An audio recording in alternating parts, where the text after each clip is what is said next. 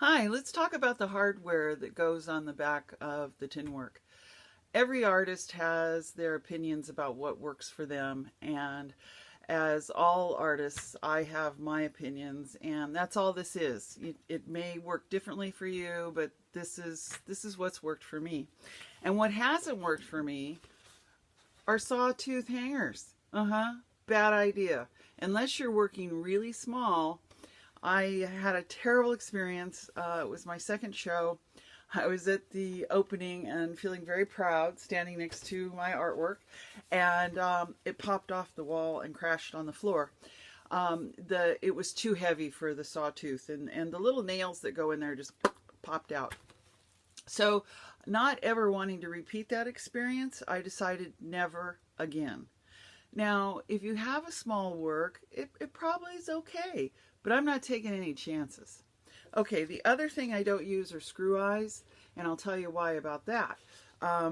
They make the piece stand out from the wall too much, in my opinion. I don't like the way they work. So I have other things that I use, and I will share those with you. Take a look. So my hardware of choice are D-rings, and they come in different sizes, different shapes. They're very dependable. I have not had anything fly off the wall since I started using D-rings. And if you have a small piece, you can just use a small one on the back. If you have a larger piece, you can have two of them and put the wire between it. They're just they're affordable, and I can't say too many good things about it. This one's kind of odd because it only bends in one direction. So if you end up with something like that, make sure that when you're installing it to the wood that it bends out towards you and not the other way. It'll be more difficult to work with if you put it in wrong, backwards. So there are large ones which I've used on heavier pieces of wood, and they too have performed just equally as well as the smaller ones. And so those have two places for your screws. They're super durable. You want to make sure you use the proper wire. And when you go to the hardware store and you look at the wire, it'll say on the box the strength, what weight it goes up to. I think this may be 50 to 75 pounds. I can't remember. And then there's the finer wire, which I use quite a bit of. And I think that might be 15 to 20 pounds or 25 pounds. I can't remember. But be sure and look at that, and that'll tell you what to use. So it's really a good thing. Here's the one piece that I did in the video, and here's my little D-ring on there. I'm not really great at measuring. You're supposed to put the wire a third of the way down. I kind of eyeball it. It works. You'll have to figure it out for your own self.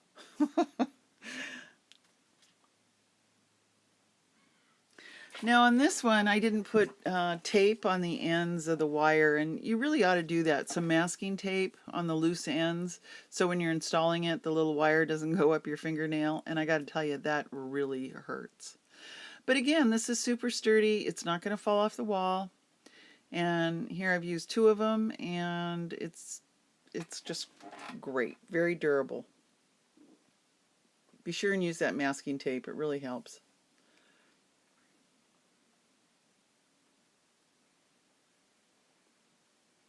So Dave Yost is a friend of mine, and he is an incredible tin artist.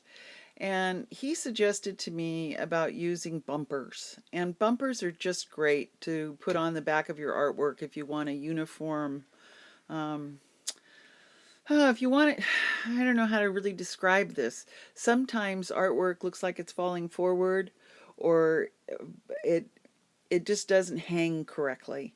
And so by putting the bumpers, one in each corner or two on the bottom, depending on the weight and how it's distributed on your piece, the bumpers really help. And Dave was very generous in sharing information with me, and that was one of the things that he told me about, and I'm very grateful. So be sure and check out Dave Yost's new website. It will blow your mind. He is incredible.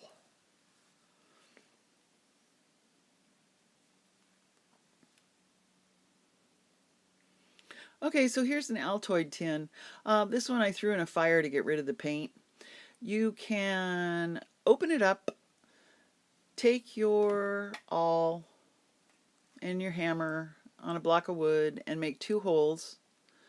And then with your 22 gauge wire, you can run it through the holes, make curlicues with a needle nose plier, hammer it flat, and it's good. It's good to go. And then once you get your hanger on there, then you can start putting your artwork in and build from there. And if you want to hold it in place, you can put some duct tape on it to hold the little things in place. I don't worry about that. So there you have it. It's not rocket science, but if you haven't done it before and you don't know about D-rings or wire test strength or any of that, hopefully this has been helpful. All right, well, looking forward to the next video. We're going to do pop rivets, and I'm pretty excited about that, and I hope you find it riveting. Okay, thanks. See you next time.